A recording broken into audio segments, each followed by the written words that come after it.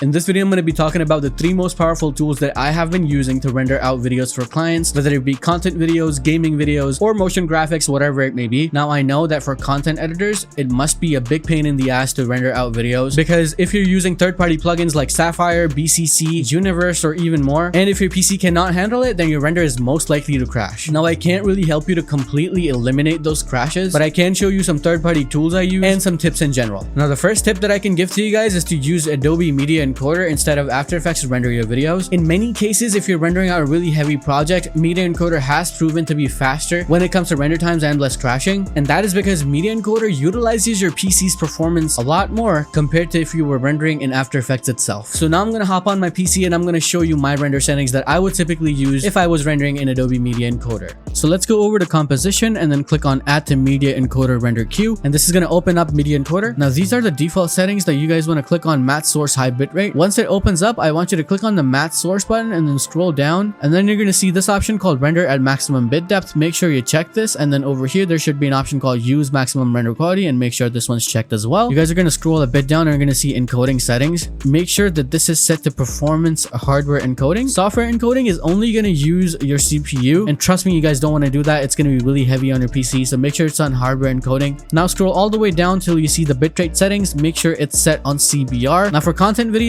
I use no more than 20 megabytes per second. You guys can use 30 even if you guys want it high quality. I'm going to leave it at 20 and I'm going to click on OK. And now your project is ready to render. Just click on this play button and it's going to go ahead and start rendering. Now for the second method, I'm going to talk to you guys about this third-party tool, which is called Voukoder. Now this is a third-party video encoder and you guys can download it by using the link in the description. Make sure you download both the exe file and the connectors for both Premiere and After Effects, which solely depends on whatever software that you're using. The cool thing about Voukoder is you can utilize your GPU using this tool. For example, I have an NVIDIA card, so I'm going to have the option to choose the NVIDIA NVENC codec, which means that now I'm going to be utilizing my GPU's CUDA cores in order to make my renders faster. Now let me hop on my computer again and I'm going to show you the best settings that I use. So again, inside Media Encoder, we're going to go over to this drop-down menu. We're going to select Voukoder. Let's click on custom and change some settings. Now over here, you guys are going to see a separate tab called Voukoder. You just click on it and then click on configure, and this is the window that opens up. This is the Voukoder interface. On the drop-down menu, if you guys take a look, then you guys are going to see H.264 NVIDIA NVENC. Now I have an NVIDIA card. If you have an AMD card, you guys are going to get a different option. I don't know what codec AMD uses, so I'm just going to go ahead and select this one. Now if your project is really heavy, then I recommend that you guys click on good quality recommended, since it's recommended by Voukoder themselves, and then click apply and then click on OK. Let's click on OK over here as well, and then OK here as well, and now your project is ready to render it. You guys can click on the play button and now it's going to render it out smoothly. Next up is After Codecs by Autokroma. Now unlike Voukoder, this one's not really a free to use extension. This one's a paid one. Let me hop on my PC. I'm going to show you guys the best settings that I use for this one. So this is what Autokroma After Codecs looks like. Let's head over to encoding and change some settings. Make sure you guys select H.264 here and make sure it's set on bitrate. Now for content videos, I recommend no more than about 20 megabytes per second to 30 megabytes per second. I told you I'm going to keep it at 25 for this one, for example. And literally you have to leave everything default. Nothing needs to be changed. And now you guys can click on OK and get on with rendering your video. And that's going to be it. I hope you guys enjoyed this video. Be sure to hit that like button and subscribe to the channel for more. Now I do struggle with ideas, so make sure you guys comment down below what do you want to see next. Anything related to video editing is going to do. For example, you want me to make a tutorial, I don't know, like